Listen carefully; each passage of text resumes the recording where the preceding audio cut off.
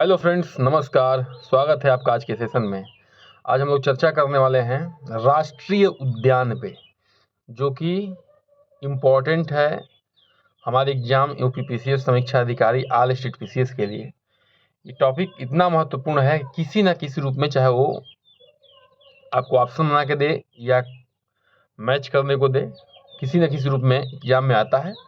5 से 7 मिनट आपको धैर्य बना के बैठना है। इतने में हम लोग जो है सुपर फास्ट रिवीजन करने वाले हैं इस टॉपिक का, और पूरा विश्वास है कि यहाँ से आपका प्रश्न जो है एग्जाम में निकलने वाला है। चलिए शुरू करते हैं। थोड़ा सा परिभाषा पे देख लेते हैं।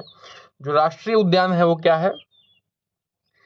एक संरक्षित क्षेत्र है, प्रोटेक्टेड एरिया है, जहाँ जैव विविधता को संरक्षित किया जाता है और वन्य जीवों के शिकार, निवास या दोहन पर पूर्ण रूप से क्या लगाया जाता है? प्रतिबंध लगाया जाता है।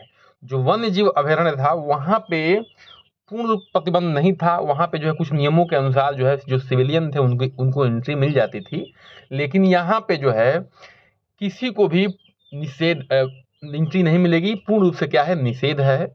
वन्य जीव भारतीय वन्य जीव संरक्षण अधिनियम 1972 के तहत राष्ट्रीय उद्यान में घोषित किए जाते हैं।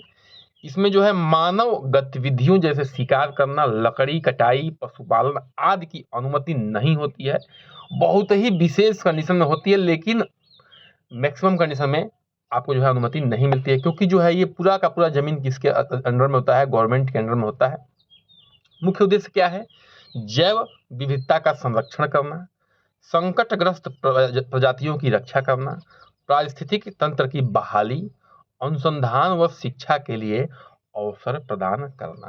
तो ये जो है इम्पोर्टेंट है, इसका उद्देश्य याद रखना है। राष्ट्रीय उद्यान बनाम वन्यजीव अभयारण्य, इस पे चर्चा हम लोग कर चुके हैं, लेकिन फिर भी देख लेते हैं एक बार, ठीक है। पहले हम लोग जो है ये राष्ट्रीय उद्यान टॉपिक देख लेते हैं, उसके बाद जो है वन्यजीव अभयारण्य है, राष्ट्रीय उद्यान है, उसके बाद वन्यजीव अभयारण्य है, ठीक है। तो कानूनी परिस्थिति में हम देख लेते हैं क्या है। देखिए, जो राष्ट्रीय उद्यान है उसमें क्या है? कड़े नियम है और अपेक्षाकृत लचीले नियम है। किसमें? वन्यजीव अभयारण्य में। मानव गतिविधियां में देख लेते हैं थोड़ा सा। देखिए, पूर्ण रूप से प्रतिबंध है किसमें? राष्ट्रीय उद्यान में पूर्ण रूपेण प्रतिबंध है। कुछ गतिविधियों की अनुमति योग्य है। किसमें? वन्यजीव अभयारण्य में। ये ध्यान रखना है। ये ऐसे बांटा हुआ है, ठीक है। ये ऐसे कर सकते हैं। ये राष्ट्रीय उद्यान के बारे में है और ये वन्यजीव अभयारण्य के बारे में है, ठीक है। ऐसे बांटा हुआ है। अधिसूचना राज्य सरकार द्वारा, केंद्र सरकार की अनुमति आवश्यकता अनुसार नहीं, राज्य द्वारा, सरकार द्वारा नहीं, ठीक है। तो ये ध्यान रखना है। आगे बढ़ते हैं। भारत में राष्ट्रीय उद्यान के आंकड़े। कुल राष्ट्रीय उद्यान जो है 2023 तक के आंकड़ों के अनुसार 106 है। कुल क्षेत्रफल जो है लगभग जो है 1.35 लाख वर्ग किलोमीटर है। भारत के कुछ भौगोलिक क्षेत्र का लगभग जो है 1.35% क्या है? राष्ट्रीय उद्यान है। जो प्रसिद्ध राष्ट्रीय उद्यान है यही इंपॉर्टेंट है, जो आपके एग्जाम में आते हैं, और यहाँ से जो है प्रश्न निकलने के पूरे पूरे चांस बनते हैं। ध्यान से आपको समझना है। जो मुख्य राष्ट्रीय उद्यान है उस पर चर्चा कर लेते हैं हम लोग। जो उत्तराखंड है उसमें जिम कॉर्बेट है। भारत का पहला राष्ट्रीय उद्यान है, 1936 में बना था, बाघ संरक्षण के लिए फेमस है। मध्य प्रदेश में कौन कौन सा है? कान्हा है, बांधवगढ़ है, पेंच है, सतपुड़ा है। बाघ, बारहसिंघा और जैव विविधता के लिए प्रसिद्ध है। राजस्थान में कौन सा है? रणथंभौर है, सरिस्का है, डेजर्ट नेशनल पार्क है। ये भी बाघ और मरुस्थलीय पारिस्थितिकी तंत्र के लिए प्रसिद्ध है। असम में कौन कौन सा है? काजीरंगा है, मानस है। यह जो है एक सिंग वाले गैंडा, बहुत इंपॉर्टेंट है, ये आता है कि एक सिंग वाले गैंडा के लिए कौन फेमस है? तो जो है असम का मानस। विश्व धरोहर स्थल भी है ये। गुजरात में कौन कौन सा है? गिर है। ये जो है एशियाई शेर का एकमात्र प्राकृतिक निवास है। ये बहुत इंपॉर्टेंट है। ये भी जैसे मानस है वैसे भी इंपॉर्टेंट है कि गिर जो है, गिर शेर के लिए कौन सा फेमस है। केरल जो है क्या है?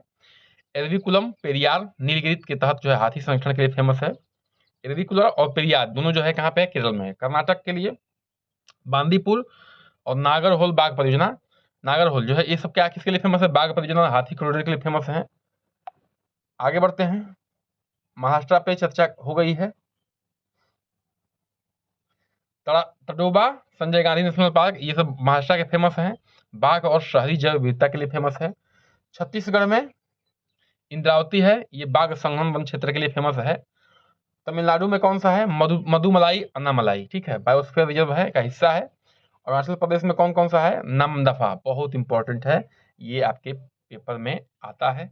और द्वितीय पक्षीय स्तनपाई के लिए फेमस है। नाम दफा जो है इंपॉर्टेंट है, ये याद रखना है। राष्ट्रीय उद्यान से संबंधित प्रमुख योजनाएं, ठीक है। प्रोजेक्ट टाइगर जो 1973 में आया था। कई राष्ट्रीय उद्यानों में बाघ संरक्षण के लिए विशेष प्रकार, जैसे Kaziranga, Bandhavgarh, Corbett national park में विशेष प्रकार से इस परियोजना को चलाया गया था। और ये जो है किसके लिए फेमस है? बाघ के लिए, टाइगर के लिए। प्रोजेक्ट एलिफेंट 1992 हाथी गलियारों के निवास स्थान की रक्षा करता है। ये कैंपा, ठीक है, यानी कि ये किसके लिए फेमस, ये क्या करता है? क्षतिपूर्ण वनीकरण के लिए राष्ट्रीय उद्यान को फंड जारी करता है। इको सेंसिटिव जोन, राष्ट्रीय उद्यानों के आसपास पारिस्थितिकी रूप से संवेदनशील क्षेत्र घोषित है। ये इको सेंसिटिव जोन, ठीक है, जो राष्ट्रीय उद्यान है उनके आसपास पारिस्थितिकी रूप से संवेदनशील क्षेत्र घोषित है, इको सेंसिटिव जोन। तो ये रहा आज का सेशन। क्या हुआ? आज का सेशन होता है एंड। अगर सेशन लगा हो अच्छा तो बिल्कुल करिए चैनल को सब्सक्राइब, लाइक, शेयर और बन रही हमारे साथ। नमस्कार।